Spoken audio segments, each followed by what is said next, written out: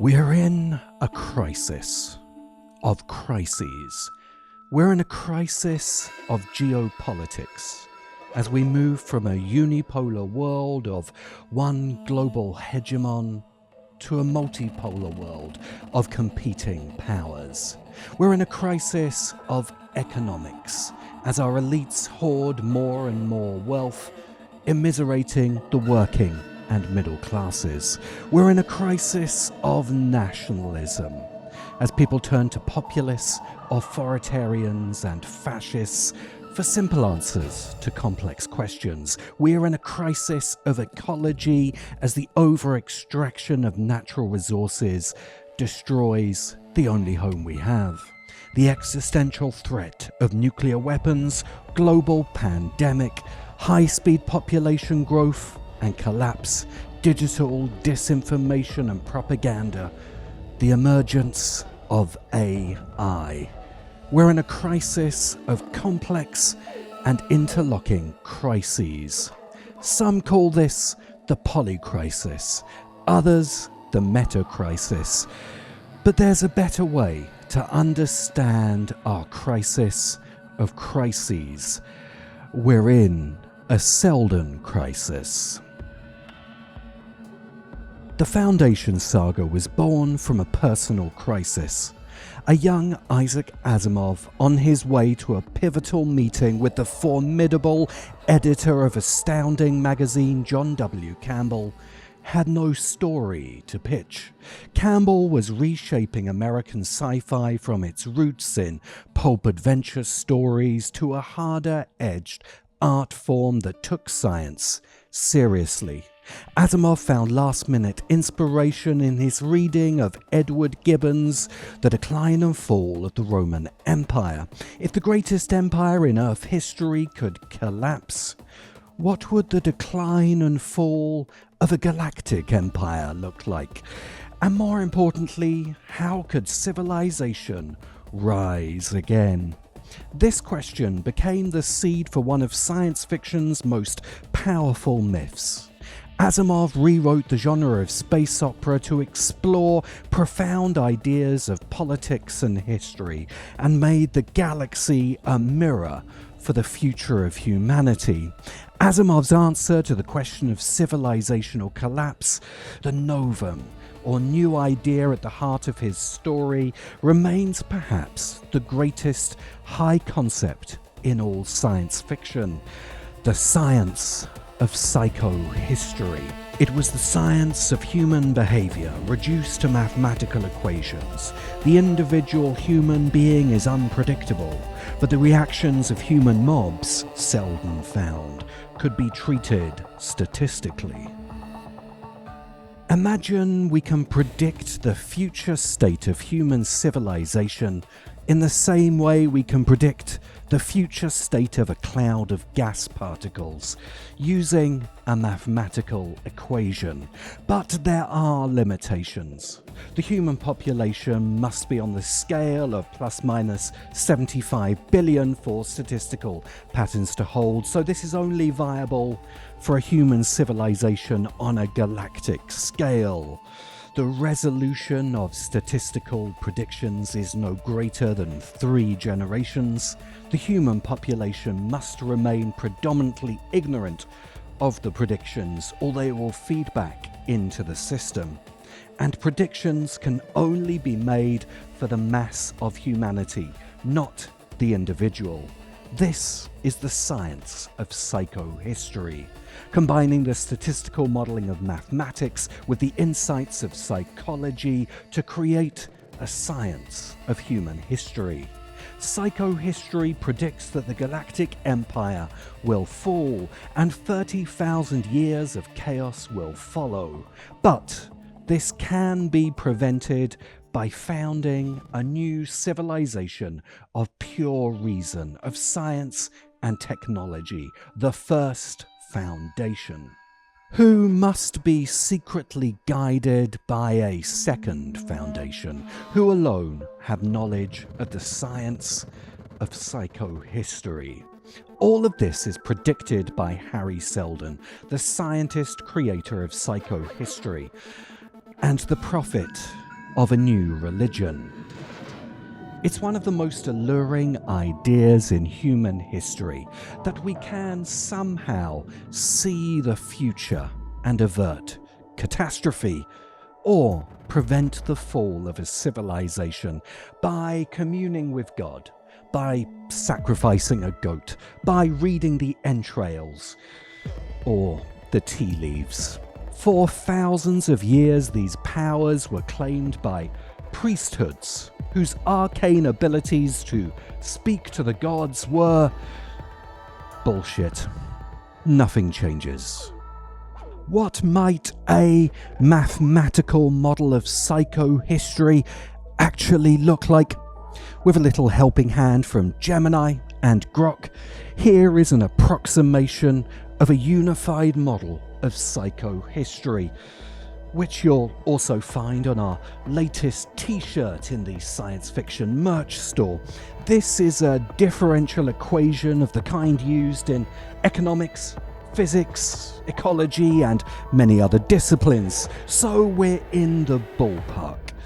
It aims to find the rate of historical change for a human population represented in this differential, where h is a state vector describing the total condition of a society, its components including technological level, average economic output, political stability, and cultural values, population health, etc., etc., etc.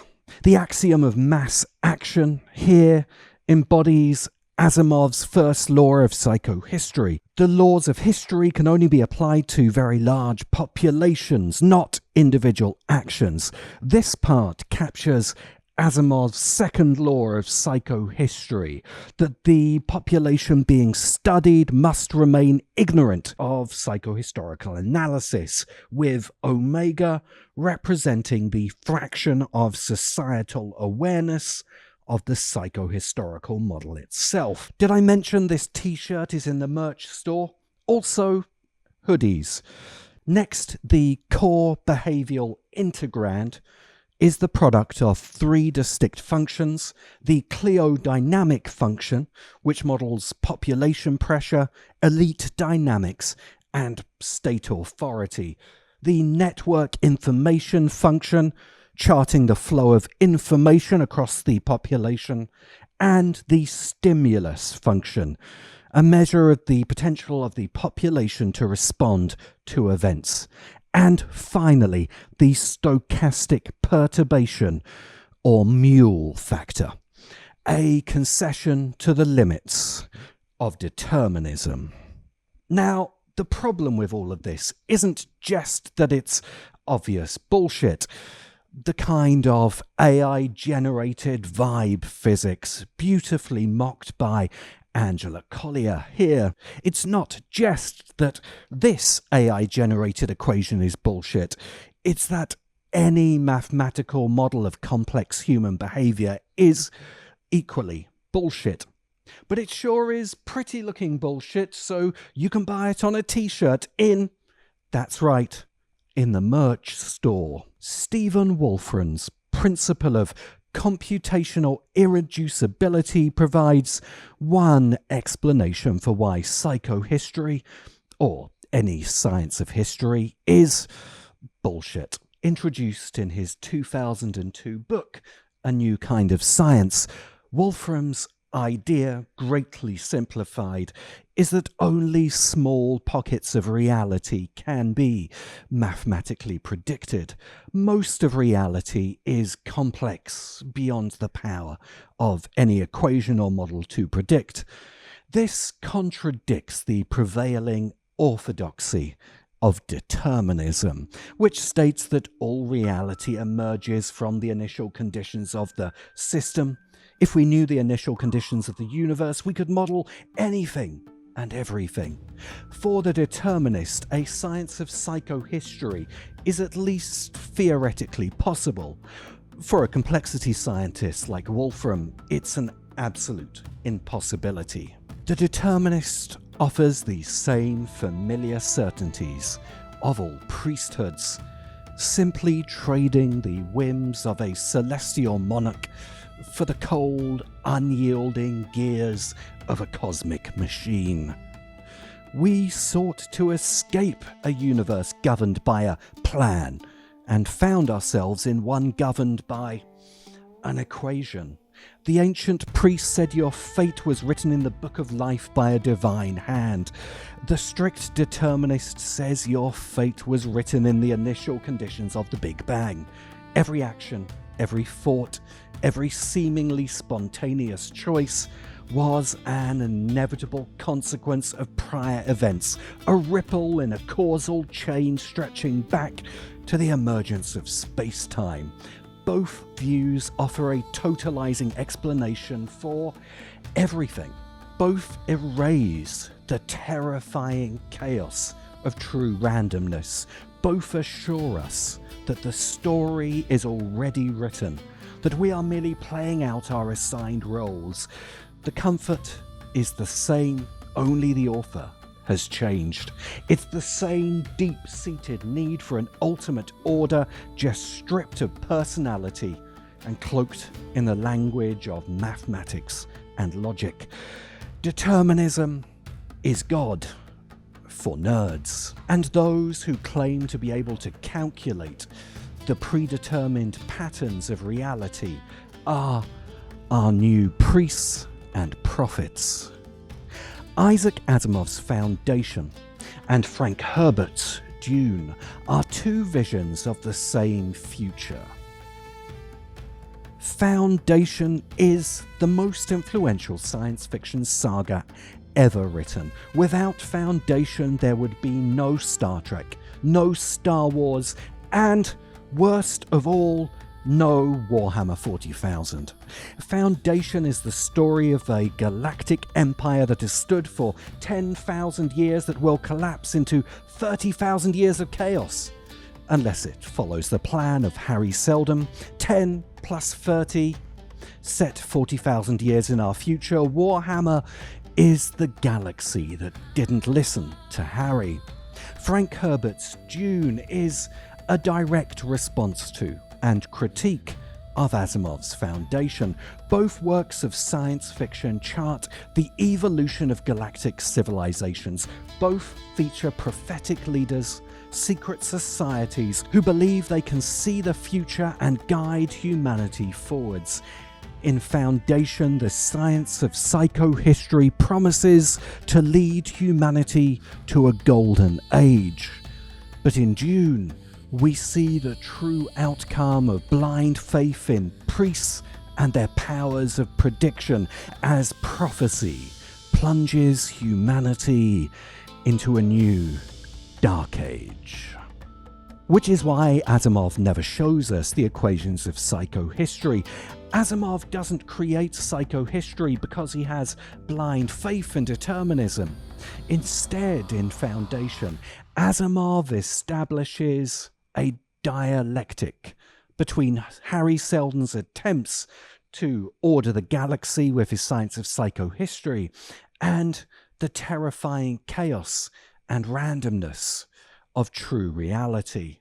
From the first stories, Harry Seldon is an ambivalent saviour. He has lured the new citizens of the Foundation into mortal danger with only his plan to have faith in.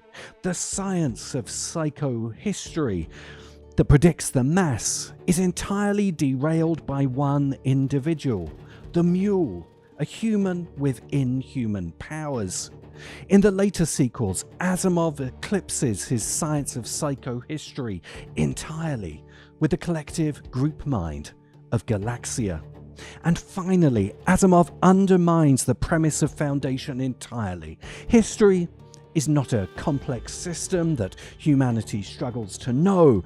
It is instead the product of a single consciousness, the robot character R. Daniil Olival, who has been guiding events through Asimov's Robot, Empire and Foundation sagas. Got to be honest, I think Asimov's decision to unify all of his books in one Deus Ex Machina is one of the worst narrative decisions since Bobby Ewing's death was revealed as just a dream.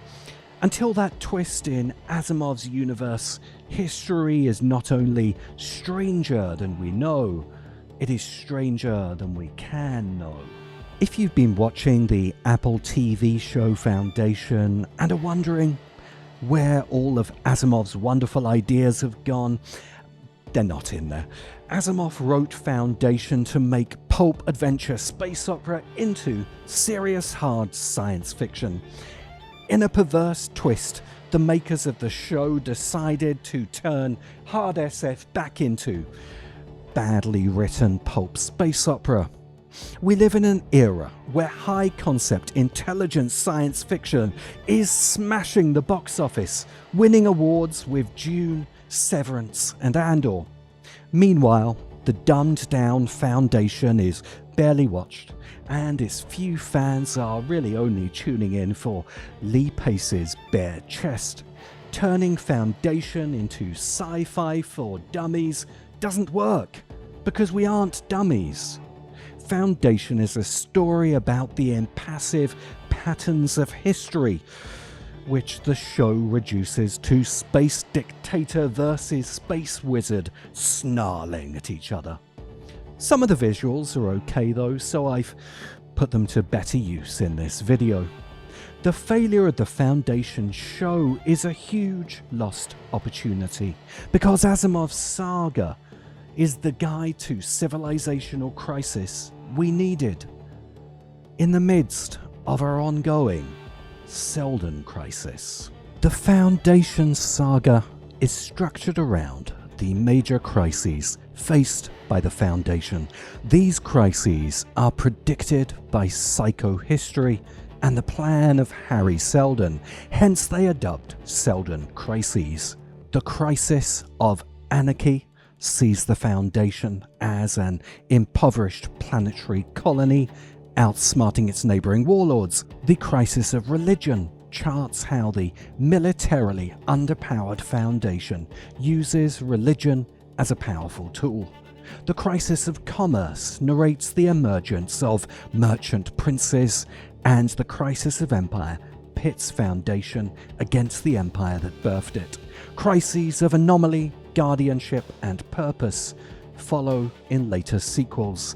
Each major crisis emerges as the Foundation enters a new stage of its development as a civilization, and it's this progress from one stage of civilization to the next that causes each major Seldon crisis in the dialectic of history. A dialectic Asimov understood from real-world attempts to make a science of history. As a Russian émigré whose family survived the Bolshevik Revolution, and a member of the radical Futurians, Asimov was certainly familiar with the philosophy of German idealism and its most famous son. Immanuel Kant had revolutionized philosophy in the 1700s with his transcendental idealism. Kant argued that history was guided by the power of human reason towards an ever more rational, just, and enlightened future. In the 1800s, G.W.F. Hegel built upon Kant to develop his Hegelian dialectic, a grand model which showed history and civilization progressing through the stages of development. Each stage represented a new idea or thesis of freedom, but over time this idea would come into conflict with its antithesis, and from that conflict, via a process of sublation, a synthesis new idea of freedom would emerge, with this process driving history forward. Then, in the 1900s, a young Hegelian would reinvent the dialectic, rejecting the idealism of Kant and Hegel and replacing it with a materialist critique, the dialectical materialism of Karl Marx. Marx's claim that he had made a science of history is based on the German definition of science as an organized body of knowledge, not the Popperian ideal of falsifiability. Nonetheless, few people other than fundamentalist Marxists believe in Marxism as a science today. It is inarguably the most influential philosophy of the modern era. It suffers from the failings common to all ideologies that Marx himself critiqued, which led him in life to declaim that he knew only he was not a Marxist, and it fulfills many of the messianic and Millenistic criteria of a religion, which may be the most interesting way to understand psychohistory, because Harry Seldon is at least in part a reimagined Karl Marx. Psychohistory is a science of history, like Marxism, and the Foundation is a civilization in the grip of a charismatic prophet who speaks with the authority of science and whose predictions guide the state to a utopian future and define its exceptional destiny. A definition that could fit both the Soviet Union and the United States in the 20th century, and can tell us something important here in the 21st century about our Seldon crisis. Our Seldon crisis is a crisis of reason.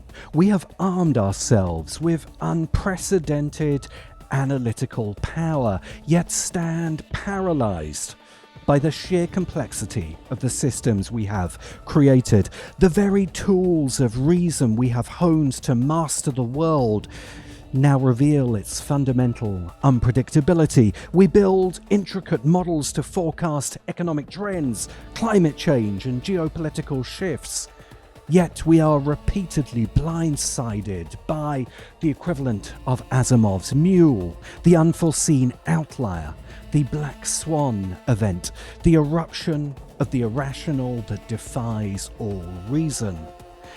This is not a failure of reason, but a failure of our faith in determinism. We pore over the digital entrails of big data, promising salvation through the almighty algorithm. But we ignore the lessons of both history and science fiction. There is no unified equation, no grand theory that can account for the future. Instead, our faith in models blinds us to where the future truly comes from. The future is not a problem to be solved by a grand equation, but a story we are writing ourselves, together. Which is why science fiction matters so much today. You should read Foundation, not because Asimov could see the future, he very much could not, but because it reminds us that there is a future ahead of us, and its potential is limited only by our power to imagine what we want our story to be, and by the shadowy cabal abusing the secret science of history to manipulate us all. Go and buy the t-shirt.